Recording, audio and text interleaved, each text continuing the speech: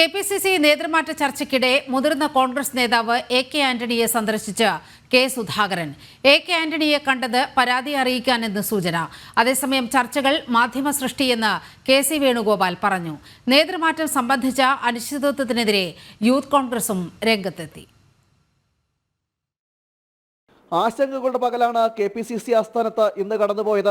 ഉച്ചയോടെ നേതൃമാറ്റമുണ്ടാകുമെന്ന തരത്തിൽ വാർത്തകളും പ്രചരിച്ചു. നേതൃമാറ്റ പ്രചരണങ്ങൾക്കിടയിൽ വലിയ ആത്മവിശ്വാസത്തോടെയാണ് കെ. സുധാകരൻ കെപിസിസി ആസ്ഥാനത്തെത്തിയത്.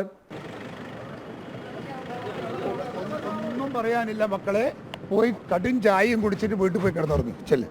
നേതൃമാറ്റം സംബന്ധിച്ച് പ്രചരിക്കുന്ന വാർത്തകൾ അടിസ്ഥാനരഹിതമാണെന്ന് വ്യക്തമാക്കി ഡൽഹിയിൽ കെ.സി. വേണുഗോപാൽ മാധ്യമങ്ങളെ കണ്ടു.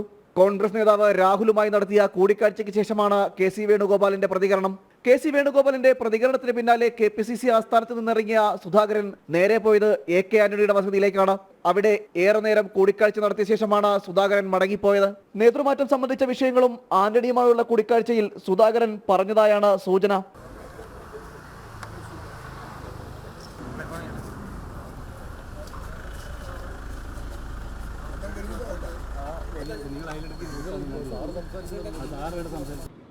സംസാരിക്കാണ്ടിരിക്കുമോ?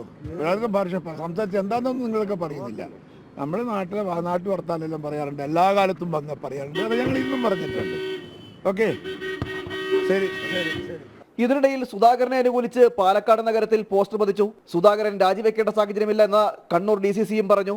നേതൃമാറ്റം സംബന്ധിച്ച അഭ്യൂഹങ്ങൾക്കെതിരെ രൂക്ഷമായ ഭാഷയിൽ യൂത്ത് കോൺഗ്രസ് നേതൃത്വവും രംഗത്തെത്തി.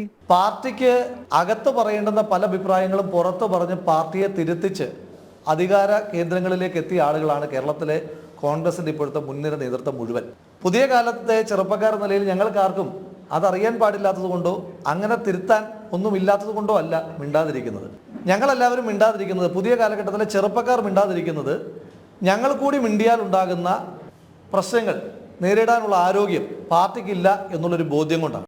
തദ്ദേശ സ്വയംഭരണ നിയമസഭാ തെരഞ്ഞെടുപ്പുകൾ അടുത്തു വരുന്ന സാഹചര്യത്തിൽ നേതൃമാറ്റം പാർട്ടിക്ക് തിരിച്ചടിയാകുമെന്നാണ് വിലയിരുത്തൽ.